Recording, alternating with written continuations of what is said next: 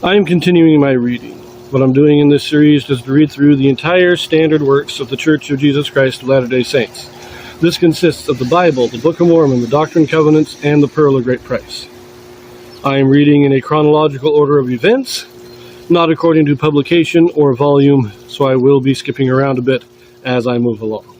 I'm picking this up in 2 Chronicles chapter 21. Now, my last one was a very brief reading in 2 Kings chapter 8. We get the beginning and end of the reign of Jehoram, son of Jehoshaphat, in the southern kingdom of Judah. This will tell us a little bit more, give a little bit more detail about his reign. Now, he reigned for 8 years, but we're given very little detail about his reign. So we will pick this up here and see what we can learn. Chapter 21. Jehoram slays his brothers, marries Ahab's daughter, and reigns in wickedness. Elijah prophesies a plague upon the people and the death of Jehoram. Philistines and others war against Judah. Jehoram dies of sore diseases.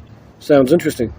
Now Jehoshaphat slept with his fathers, and was buried with his fathers in the city of David. And Jehoram his son reigned in his stead.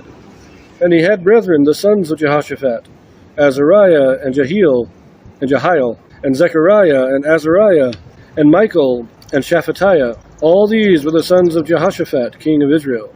And their father gave them great gifts of silver and of gold and of precious things, with fenced cities in Judah. But the kingdom gave he to Jehoram, because he was the firstborn. Now when Jehoram was risen up to the kingdom of his father, he strengthened himself, and slew all his brethren with the sword, and divers also of the princes of Israel. So, Jehoram starts very evil.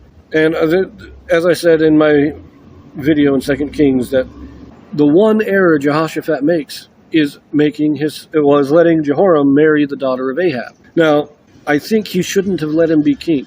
It says here he let him be king because he was the eldest, meaning it's just tradition, the oldest becomes king. But that's not necessarily true, because Solomon wasn't the oldest, and he was made king. David was the youngest, and he was made king. I mean, God anointed him king. So there wasn't really this tradition of making the eldest son king in Israel. And Jehoshaphat should have chosen a more righteous son. So these are just some, I don't want to call it pride, but it's like he's too much caught up in tradition and lets Jehoram be king when he probably shouldn't have. Anyways, so when Jehoram is king, he kills all of his brothers, slaughters all the family. He doesn't want anybody challenging him for the throne, even though it's doubtful that they would have. He doesn't want to risk it. We see his evil, and he is murdering his family in order to secure his power.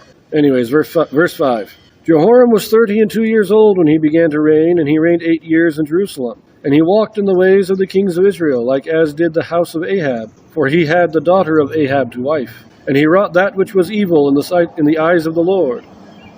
Howbeit the Lord would not destroy the house of David, because of the covenant that he had made with David, and as he promised to give a light to him and to his sons forever.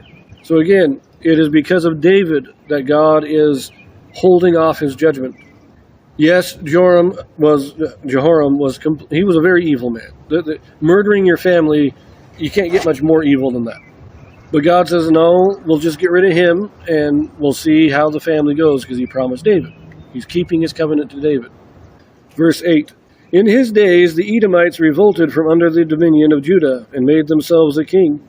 Then Jehoram went forth with his princes and all his chariots with him, and he rose up by night and smote the Edomites which compassed him in, and the captains of the chariots. So the Edomites revolted from under the hand of Judah unto this day. The same time also did Libnah revolt from under his hand, because he had forsaken the Lord God of his fathers.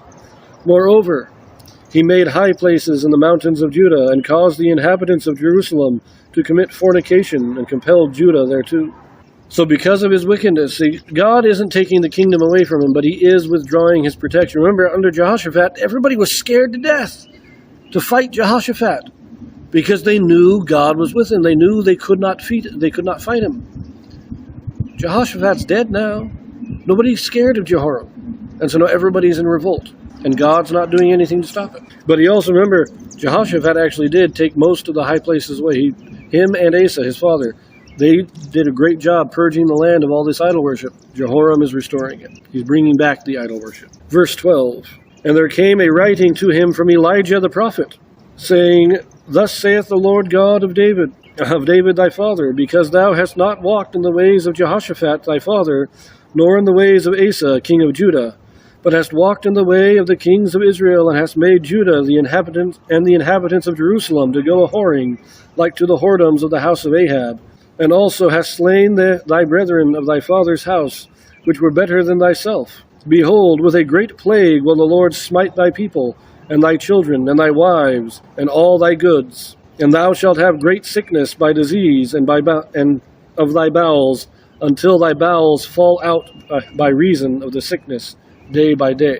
So I like that Elijah, remember the great man Elijah, he's sending the word, man. And he's not going down in person, though.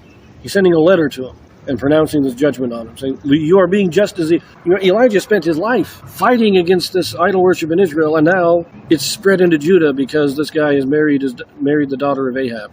And so Elijah's sending this message and saying, look, you're being just as evil as Ahab.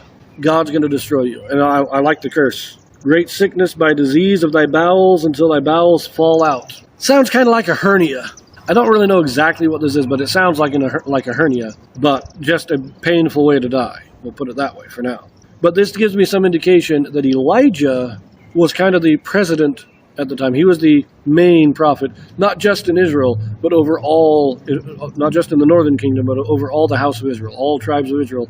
Elijah was the leader of the prophets. He was the main guy, and Elisha becomes the main prophet after him. Kind of like what we have as the president of the church.